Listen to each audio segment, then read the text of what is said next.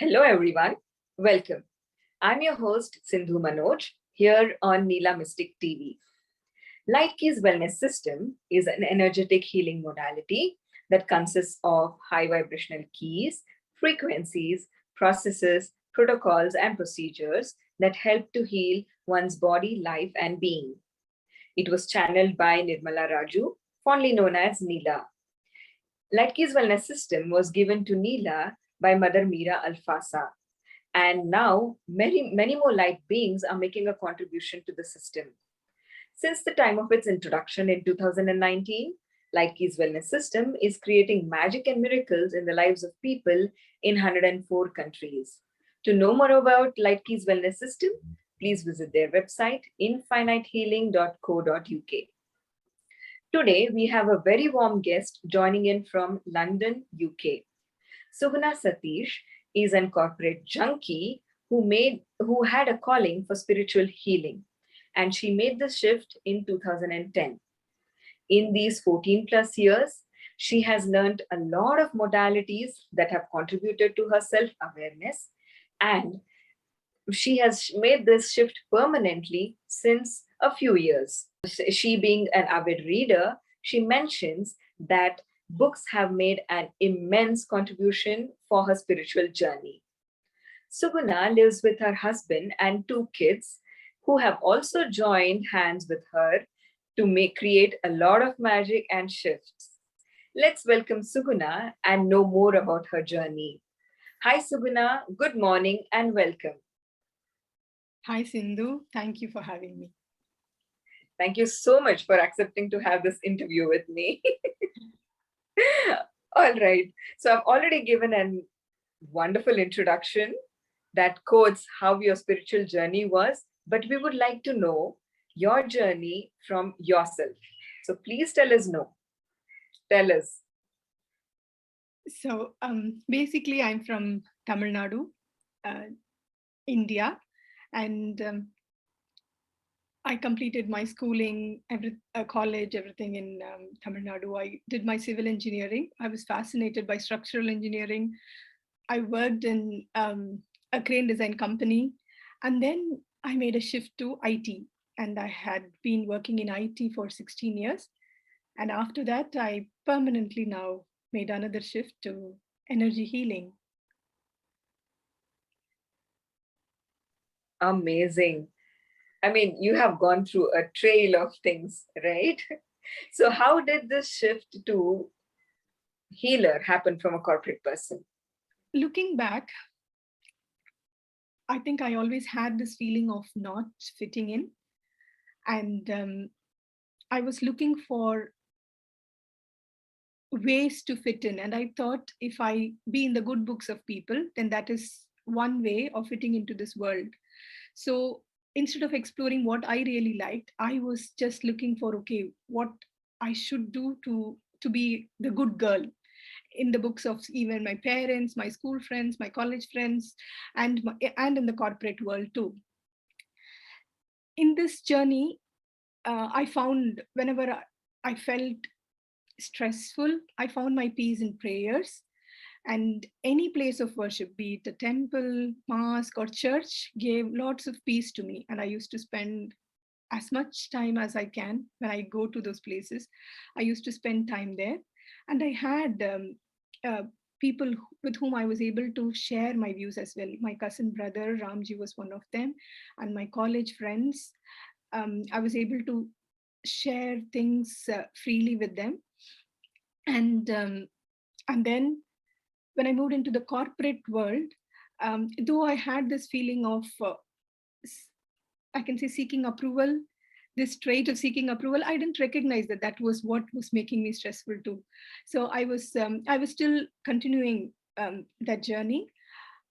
And then when I moved to UK, I met Nila, whose private sessions showed me a different possibility.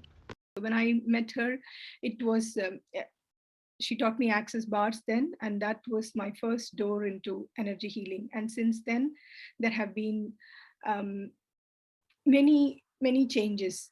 I had, though I was working in parallel, I was also reading lots of books on energy healing, like Power of Now, New Earth, both by Eckhart Tolle, made a great shift in me. I took my time to read these books, but these books were the foundation.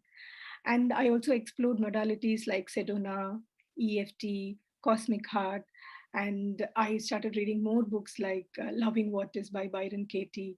And all these things added together, and Light Key Wellness System, I had enough time to practice those protocols by going deep within me, because I resigned my job in 2019. And before I jumped into another job, I thought I'll take a break and I will first release all the baggage I've been carrying before I go into a new space. That was my intention. But then when I started going more into healing, I I really liked it. I really liked the journey, and it was so empowering. I think without even intending to, I made that complete shift to healing. Oh wow, that is so brilliant. It takes so much to become to where to or to come to where you are, right? Amazing. Thank you. Thank you for sharing your journey with us.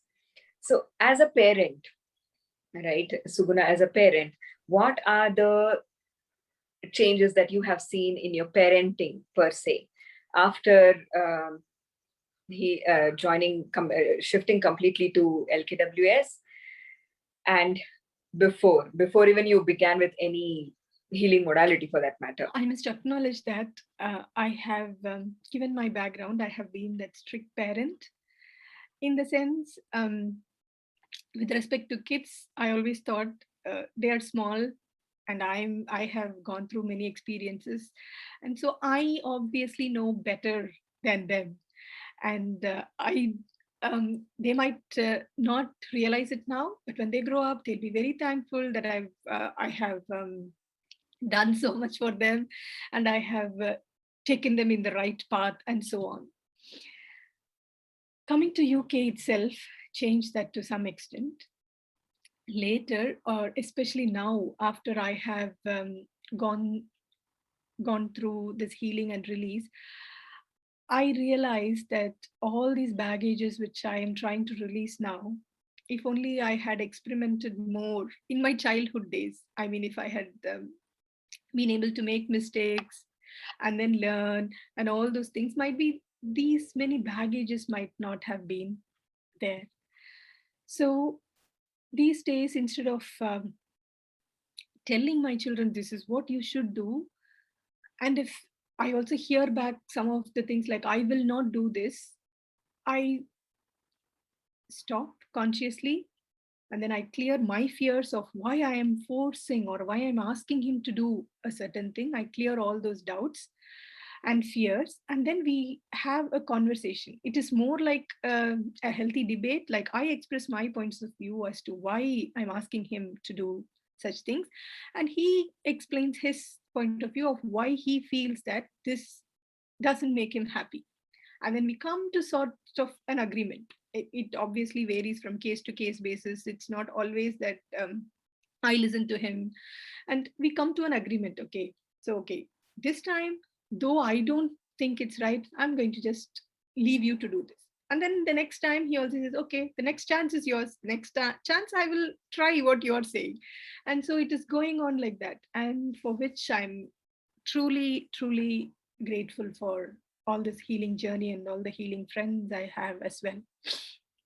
And I think I'm working towards this. So I would love to be in allowance of whatever his choice may be. I know that it is his journey, and I know that there will be mistakes. And all my job is to do, and all my job is to be in that space where a space of allowance, where he can know that, okay, I have experimented this, it didn't go well, but still he can come to me and he can just talk about it honestly. Amazing, right? You give the other person a chance, and then you say that, okay, now you can also do it like this, and it would be great if you can follow this. That's really nice. Wonderful. And how have you dealt with the emotional outbursts that probably you had, or even if you have, I don't think you would have, but anyways, uh, how would you deal with them? How do you deal with the emotional outbursts that your kids would have? I obviously have I mean, I'm a tears are something which just come to me like that. So emotional outbursts is something which comes to me like a best friend now. Earlier I used to even feel so humiliated when tears show up, but these days they are like a form of release. It's so good to have them for me now. I really enjoy releasing through the tears and things which come up, because this journey inwards, right? When we do healing and we go inside our journey, it's not all beautiful. I mean, there are certain things which I have judged, okay, this is not a good quality, this is the ugliest quality a person can have. And if I see that in me, all I do is, oh, I resist it. No, it's not possible that I have this in me. And this healing modalities gives you that courage to be brutally honest with yourself. And then you have that courage to see that, yes, I have this in me, and embrace that without any judgment. That is a part of you. It is like an inner, it's like a child, right? And it's a part of you. If you don't judge it as, oh, bad and all those things, it will contribute to you more and more. So this is in my journey, I realized this. So these days, these tears and things which come along with this, I just welcome it. So that is the tears of release. And emotional outbursts from kids is, with my 7-year-old, it's different. He's still in that, oh, there is lots of magic in this world, right? There is lots of magic, but as we grow, we only believe in logic. So in his age, for him, he loves this Rocky Learns Magic story from Light Key Wellness System. Nila had written the story, and he loves that story. So he is very fond of waves of kindness and kindness keys and so on. And I encourage him to use it. So whenever he feels stressed, I ask him, can you just flow waves of kindness? And once, when I was really irritated about something, and I remember that I was in the kitchen. I didn't want to talk, but kids can sense the energy, so I didn't want to talk. So I was just in the kitchen, and the kitchen door opens, and he comes in with a piece of paper, and in that paper he had drawn kindness key in his cute thing he had drawn, and he said, waves of kindness to you, and he gave me that key. I was like, wow. After that, I couldn't hold that irritation or anything. So that's how kids take to that. And this is with my younger one. Oh, that's brilliant. I mean, to be given the present that you gave them back and to realize them that whatever your state is, it is okay. That's so sweet. And tears are not bad. Yes, that's such an important thing to know, even irrespective of the gender. Tears or crying is okay. It's a release, right? Beautiful. How does a parent deal with a teenage kid? How do you deal with your teenage kid when it comes to emotional outbursts? For teenagers, yes, it's different. It's different in the sense they are more into logic. So for them, uh, they would want to be heard. That's the thing I understood from my parenting. All they want at that age is they would like to be listened to. For my teenage son, during the COVID, when we were all at home, abuse and trauma protocol was a door opener for me. So I taught it to my husband, to my teenager, and we used to practice that as a daily routine. Initially, for months together, we used to practice that. And instead of that, that by itself opened things for my elder one too. He started to think more about what he enjoys, instead of trying to please us as parents. So children have that thing about pleasing parents. So instead of looking from that aspect, he started thinking about what he really likes to do and things like that. So that by itself opened doors for him. And from that space on, Now when he has an emotional if he has some emotional outbursts, the first thing I try to tell him is, I'm going to listen to you. Just to do that abuse trauma protocol, it just takes 3 minutes. Just do that once and then let's have a conversation. That way the space for that is opened up more. So that's how I deal with my teenage son, in the sense to have that space of quietness from both of us, and then we talk about how what we could have done. And even if we had reacted, then we discuss about, okay, we you did this, I did this, that's why I was hurt. Might be the next time we can deal with it differently.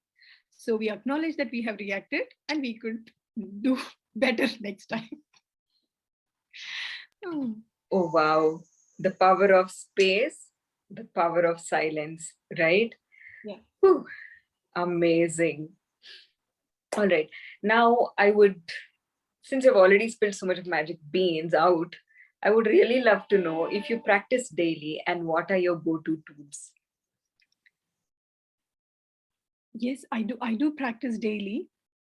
And the protocols I practice, I mean, they keep changing depending on the situation or depending on which space I am. It kept changing. So healing abuse and trauma protocol in light key system, when I initially learned it, I practiced it for months together, and that was the only protocol I used to practice. And whenever I have awareness of what I'm dealing with and things like that, I use forgiveness protocol to forgive. Obviously, now I have learned that forgiving myself is what actually is required. And so, for abuse trauma protocol and forgiveness protocol, in my view, they go hand in hand, and I used to practice that a lot. And then these days, when I don't know which protocol to use, the one I go to is abuse trauma protocol. But I don't practice it like on a daily basis. I use clearing unhealthy relationships. Then, when we learned basic light medicine, that swaps we had was really amazing. I mean, everything is for the body, but when you're releasing for the body, when you your intention might be, okay, I'm working on my body to create immunity and things like that, but it has its own beautiful side effects. The energy also gets cleared along with that, along with these protocols. So I have practiced JBP. When I learned that, Sunali and myself, we did a swap for 100 days. And that caused an amazing shift, actually. So I have a list of protocols to go to, and depending on the situation I am there on that day, I just pick up one and I ensure that I spend at least 20 to 25 minutes per day on myself, practicing one tool or the other. I don't have that, okay, now these days I don't have, okay, I'm only going to do this protocol, but then I choose whatever calls me on that day. And I'm so grateful for friends in the light key wellness system, like Saida and a few others who wouldn't want their names mentioned, but then I'm truly grateful for the friends I have, to whom I can go without second thoughts. I can tell them what I really feel. I need not think about, is this good, is this right, and all those things. I can be myself with them, and I'm so grateful for friends in this space. Oh, that's amazing. So you have a list of which abuse and trauma tops, and then forgiveness, clearing unhealthy relationships, right? I'm coming to you for forgiveness. Oh, sorry. Okay. Now, I know you have built your awareness a lot, right? And I've heard from many people that you have very strong awareness. How do you deal with situations where your awareness is saying something and the situation or the people in the situation are pushing you to something else? One thing I have realized, or again, it's from hindsight, and which helps us to deal with us in situations in life going forward too, is everything is an experience and it's a choice. Okay, this time if I want to do something totally different, but I'm choosing something for the sake of people around me, I will be in allowance and I accept that for to myself first. Yes, I know that this is what I need, and I also express that to my to if it is my family members or to to my friends.